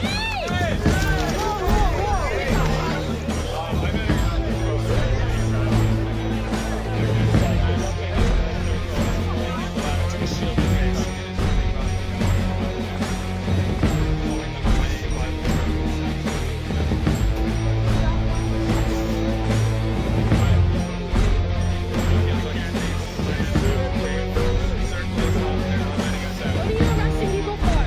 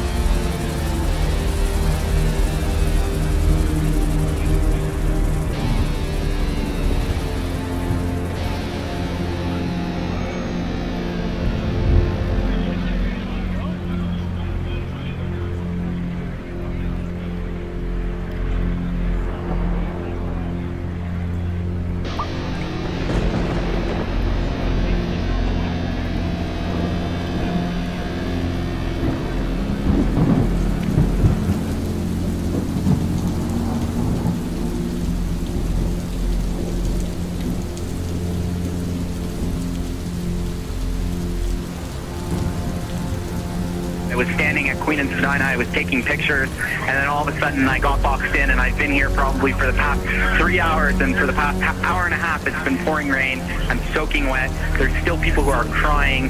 We were allowed on the east side before, and now they're cornering us in. They're boxing us in even further on the west side, and they're closing in further. They've got, you know, police on every corner. They've got the riot police buses. You know, they've got tons of court vans, and you know, they've got tons of people who are in the plastic handcuffs right now. Somebody was walking their dog. Another couple was going out for dinner. You know, I was just taking pictures. A lot of people were just walking by, and now we're stuck in the rain for the past 2 hours, freezing cold. This is completely unfair. This is against, you know, this is against everything that I stand for, that Canada stands for. The mayor will not comment on this. Adam Vaughn, the area councillor, will not comment on this. The police chief will not comment on this. The integrated security unit will not comment on this. No one wants to touch this. This is a situation that is beyond apparently anyone's comment or control. I was calling my mom to see what they were saying on the news about it, whether or not they were like, you know, giving any indication of letting us go, or at least giving reason as to why we were stuck here. I stood out in the rain for about an hour or so, with zip cuffs on the back of my hands, and so soaked to the bone. We got on a bus where they continued to put the AC on. We asked them to stop. They turned it even higher. We were in the paddy wagons for for a couple hours at least, soaking wet. Like, I was in shorts and a tank top, you know, and the girl in the next seat in the paddy wagon had to go to the washroom. She was yelling to asking them, please, can I just go to the washroom? I really need to go to the washroom. I explained that I had to leave the group because I need to use the washroom, and could he direct me where to go? The riot officer took me out of the crowd by the arm and then placed me under arrest. I was taken to one of the police paddy wagons, and I was situated among 9 other girls. I asked the police officer where could I go to the bathroom, because that was my quest of getting out of the group. He told me that I could use the paddy wagon. I said, you've got to be joking. I had no choice. I have a kidney that doesn't work properly, and I've never been so disgusted and felt so violated in all my life. Because my hands were cuffed, I couldn't even help myself to prepare to do that. So I had all these strange girls do it for me. That bloody cop stood at the wired part of the door, which was wide open, and watched me urinate. He watched me urinate, and I even addressed him, and I said, that is against the law. I said, you know what that does? He couldn't even imagine, and neither can other people, how that would affect someone and traumatize someone. But he didn't just do it with me, he did it with 3 other girls. And I don't give a shit who this guy was, a cop. I gave him no goddamn right to look at a girl urinate, because you know what, if it was someone else in the neighborhood that was doing that, they would be picked up, thrown in jail, and charged. It's the most humiliating and embarrassing thing I've ever had to say on camera, but people have to know the truth. We gained significant evidence to suggest that we had members of black bloc type people that involved in the crowd mixed in, and that included people who during the walk actually donned masks, as we saw yesterday, which was the precipitation of the violence that we saw. I'm also advised that we recovered some weapons along the route from unknown sources who had dropped them, but they were also found. So all of this led our officers who have been on the road trying to protect the city very diligently to believe that they had the reasonable grounds, in which they did, to believe that a breach of the peace was going to take place from the people involved in this group, including the people, as I said, that we believe were potentially black bloc type protesters. The rain brought the danger of a further breach of the peace to dissipate, and after a discussion at the command level, upon the direction of the chief of police, all of the people involved in this incident had been or are in the process, but I'm fairly confident that everyone has been released at this point unconditionally and as quickly as we could. What we do is in the best interest of the public, and sometimes it doesn't always work out perfectly for all, and we recognize that, and I know that you do. Hi, Tyrone reporting for Press for Truth. I just spent the better of 6 hours in the Toronto Film Studio. Actually, we spent about 3 hours in a bus just waiting to be processed. The cops basically approached on our democratic process. None of us were out of line, but they felt the need to seal us in and then arrest us one by one. I was there recording the protest as media. Nothing wrong with that. It's built into our Constitution, and we just got that taken away with the Public Order Protection Act. The prison conditions were inhumane and unnecessarily abusive. There were no doors in the toilets, and most of the guards were male. We were handcuffed the entire time we were in the prison. This was not by accident. It was set up purposely to create a system of psychological violence, and against men and women too, though the men and women experienced it a little differently. The place was cold, there was no place to sit or lie, and if women did act out, they were threatened with internal searches and gang rape.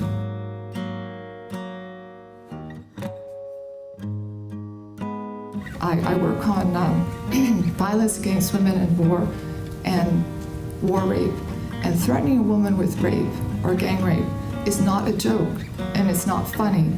And the police were doing this, and this was used as a way to systematically silence women who were speaking out. This draconian stuff that they pass under secret, we got to be more vigilant about, because when we don't, this is what happens. So an educated population is kind of what we need right now. So if you see this makes you mad, do your own research and wake up, please. As we exited, there was a group of people on the other side of the road. These people were looking after the people who just got out of jail. With food, water, rides to wherever you wanted to go, legal advice, you name it, they helped you out. Thank you. We are very, very thankful. They actually drove us to our car, which was very nice because we had no idea where we were. And basically they said that the only payment that they wanted in return, the only thing they wanted us to do in return was to tell people about what happened to us and what really happened at G20 Toronto. It's not an experience that I want to repeat, but it's not going to deter me from coming out the next time to peacefully protest and make my voice heard.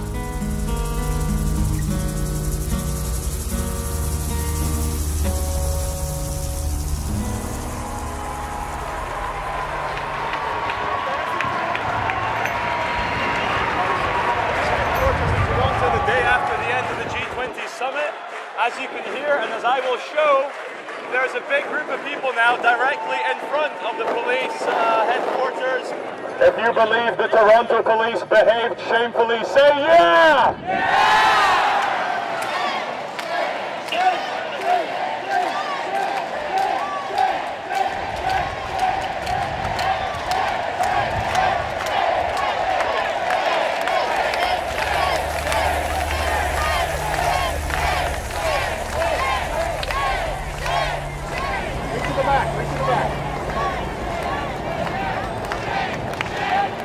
Not every Toronto police officer is a bad person.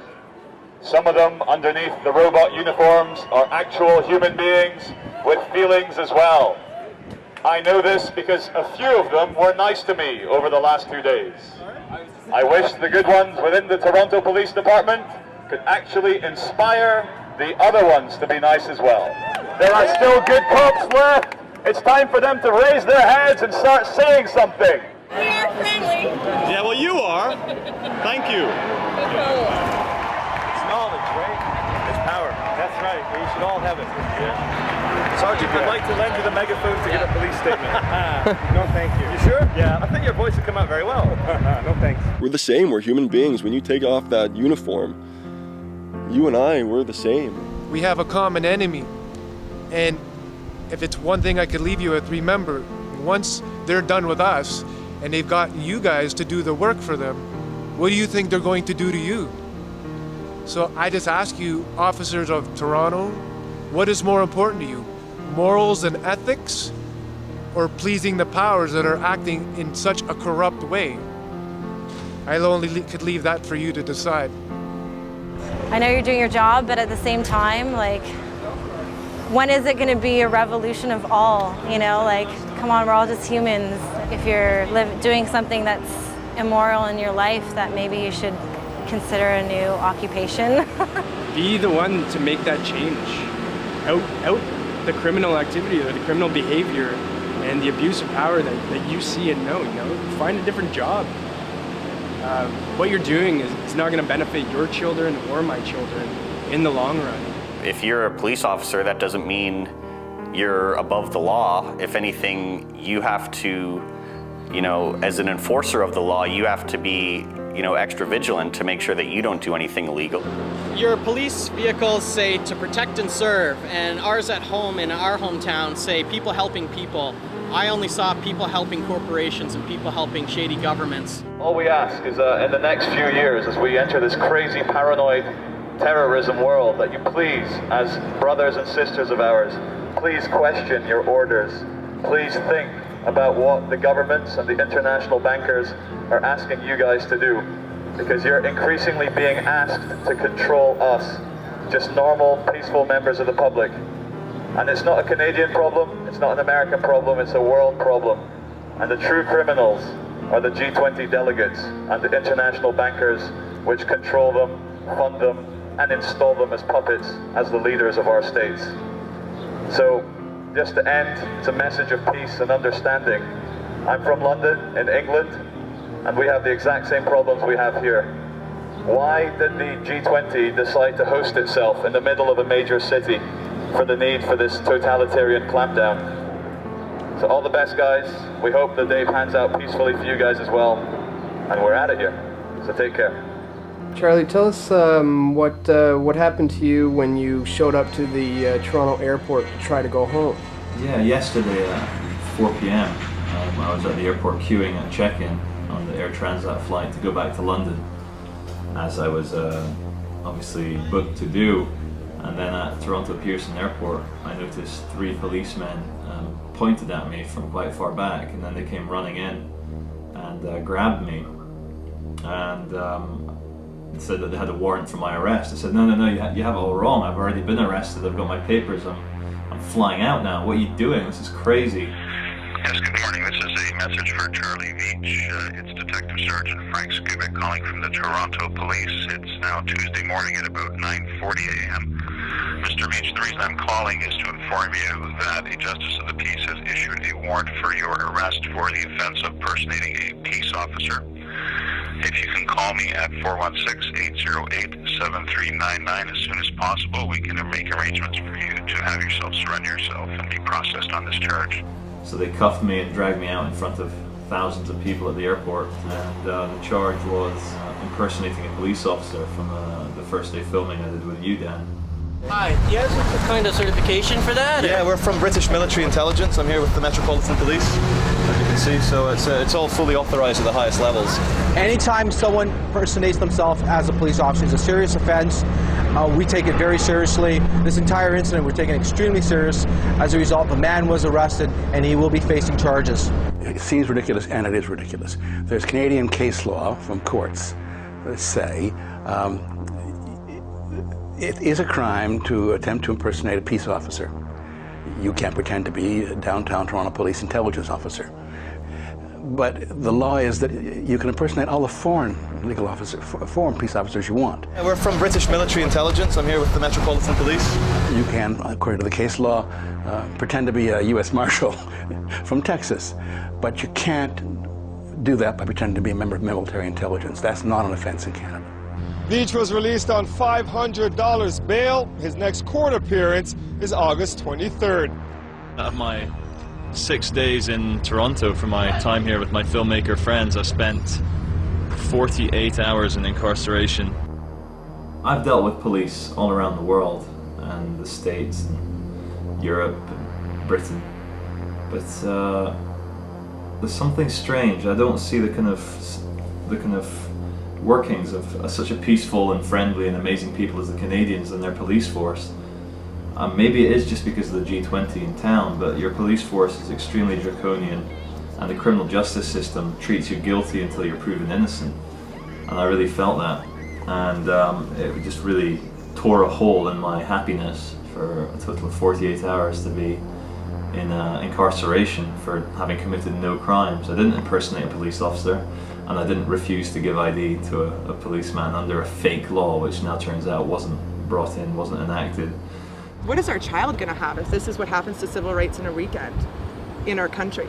And I turned to my husband and I said, there has to be a way to mobilize. The media is not taking care of this. What can we do? And he opened up Facebook and he started a Facebook group. The next day when I woke up, we had about 5,000 members. Within 24 hours, we had over 10,000. We are now at almost 70,000 members. So I knew immediately I wasn't alone, that just as many people felt like I did, and that this wasn't going to go away, and I was going to make sure with every ounce of my power that this didn't just go away and get swept under the rug. Human rights are absolute, just like civil liberties are absolute, and our Charter of Rights and Freedoms is absolute. You get those rights because you're born, that's it. There's no, as far as I'm concerned, there's absolutely no debate about it.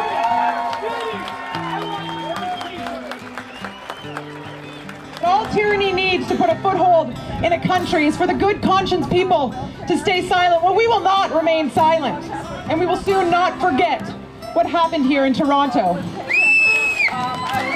We will continue to band together. We need to show them that the people and our message will not be delegitimized by political spin. We need to show them that we cannot be intimidated by their threats or slander. Show them that we are not allowing them to criminalize dissent. There's a lot that went down that the general public isn't aware of, and that's the major factor that needs to be addressed. People need to know what's happening. Thankfully, in this day and age, we are all public media. We can all raise our voices, and that's what we need to do.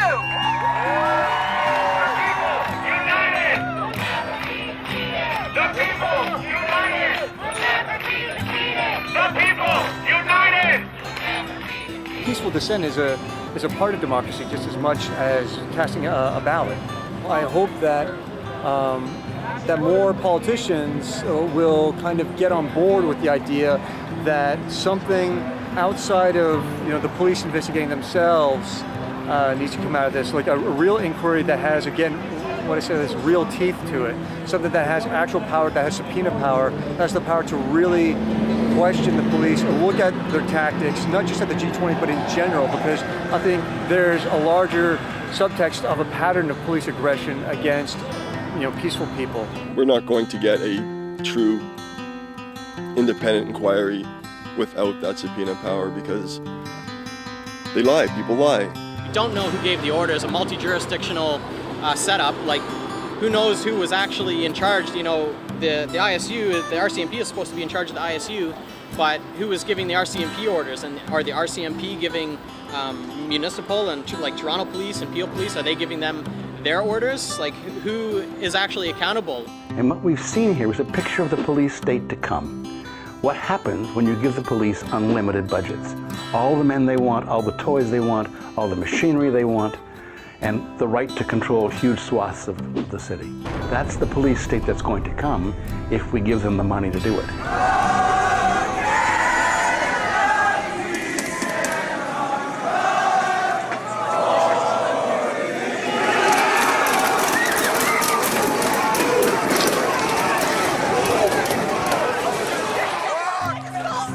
Watch out for this police state. It really will come with money. And there's nothing to stop it, because those values of liberty and freedom and democracy are not cherished by the police department. Whose streets? Our streets! Whose streets? Our streets! Whose streets? Our streets! This is what democracy looks like! This is what democracy looks like! Our streets! Whether you're a teacher, a doctor, a lawyer, or a police officer, your job is to help people, not to make their lives worse, not to abuse them, not to manipulate them, not to coerce them. So when you act in a way that is abusive to others, to your fellow citizens, and then say, I was just following orders, you're not the victim. You're actually at fault for not taking a stand for what you made an oath to do when you decided to take on that occupation. There seems to be a rift amongst Canadians. Anti-police, anti-protester. I don't believe you anarchist hippie liars. Damn you fascist pigs. We can't fight each other. We can't be anti-this or anti-that. There's one thing we all need to be. The people down here, the people working in these buildings, we need to be one thing. Pro-truth. that I'm ashamed to say that I was not a protester that weekend. I was just snatched up along with, I'm an average Canadian dude. That's who I am. Well, actually, that's who I was 2 weeks ago. Now I'm a protester. That's who I am now. I attended my first protest on the Monday in solidarity, and I will continue now. And my eyes have been awoken to what's going on. I didn't care much for politics. I didn't care, as long as I could go to work, make my money, and spend it. Now, I see the world through different eyes. I've awoken. I don't want to be part of this corporatized system. It's August 23rd, 2010, and we are currently standing right out front of the Ontario Court of Justice. Now, today is the day where over 300 people are going to be processed for their arrests that were made during the G20 Summit weekend. You rock! Yeah! There are some matters that we have dealt with either through outright withdrawal of the charges. In some cases, either some type of a diversion from the court process was done. Donations tend to be the simplest one because you can do that here, proceed with it now, give the money, and then the individual the charge is withdrawn, and they are out of the court process. Are they accepting responsibility? No, there is no admission of responsibility with this. It's simply a donation is done, and the person walks away from court without necessity of an admission of any responsibility. How many officers have been charged with assault? Okay. How many officers have been charged with assault? All right. So you had a question? How many officers have been charged with assault? Why are people having comeback in October who are innocent? People who Is there a single cop being prosecuted? One cop? One police officer? Why are people having comeback in October who are innocent? Police came in and broke into my home at 4 a.m. It was the Gangs and Guns unit with, guns drawn and plainclothes officers with just their bulletproof vests and a bunch of guns pointed at our heads. The conspiracy I'm charged in is alleged to be responsible for everything that happened on the streets on Saturday, which is, it's kind of preposterous to allege some kind of anarchist hierarchy. All this criminalization and the crackdown on dissent and the attacks on social movements is nothing new. And I think it's really important for people to continue the work of challenging the system that targets people for marginalization and oppression and takes away from people's ability to build strong communities and to build a better world, and that is the most important thing for people to do moving forward, is to continue challenging and to continue building our movements and building linkages between the various struggles that we're all involved in. We all have our opinions based on our life experience, and one of the things we have to realize is that opinion is constantly being conditioned by mass media. We're constantly being indoctrinated by certain perspectives. Maybe the things I know aren't true. Maybe the paradigms that I've been used to aren't accurate. And so when I hear a thought that might sound very disturbing, might sound that's not even true, may even sound like a lie, let me at least authentically consider it so that I can see all the possibilities as opposed to being so attached to one mainstream perspective. Corporate media has different responsibilities than, say, alternative media like this. You have to go into that and not be naive about it. You have to realize where they're coming from and not let it affect the validity of your message and your voice and your value system. This is about standing up for what you believe in, and it's hard, but just remember that nobody can tell you that it's not important. Everybody's got to start carrying around cameras, okay? Whatever they try to tell you, you can't film here, you can't film here, that's exactly when you need to hit record, and you got to keep your cameras recording.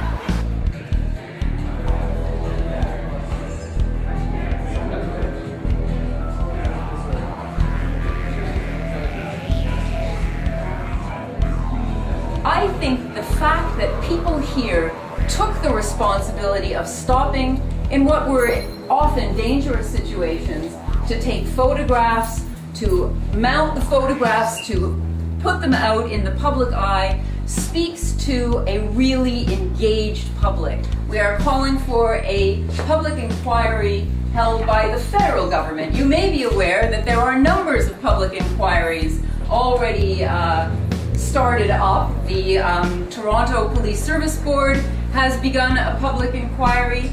The Ombudsman has begun a public inquiry. There's another inquiry held that the province is holding on the Public Works Act, this mysterious act that supposedly existed and then maybe didn't exist. All of these things are pieces of a patchwork, but we need to be able to put this together. I think you're probably aware that 1,100 people were arrested, the largest mass arrest in Canadian history. So to say that that was really a rotten weekend is putting it mildly. It was an historic weekend. The CCLA and other groups were meeting with the police in the weeks before the G20 weekend, basically to understand what the rules would be in respect of the scope of peaceful protesting. At no time did either police force advise the CCLA or any other group of this regulation. Indeed, as their lawyer, I was dealing with their lawyers throughout the legal process in the days before the G20. At no time was I advised of this regulation. The investigation that I'm reporting on today is the first of several public attempts to get to the bottom of exactly what happened here during the week of the summit, why it happened, and what can be done to ensure it never happens again. My investigation focused on the province's role in promoting what became known as the secret security regulation, a little known and widely misunderstood legal measure that was supposed to help the police keep the peace, but in my view, wound up contributing to massive violations of civil rights. Some people in the ministry were rightly concerned about the optics of using wartime legislation, but others saw the regulation as mere technicality. So the decision was made not to publicize it.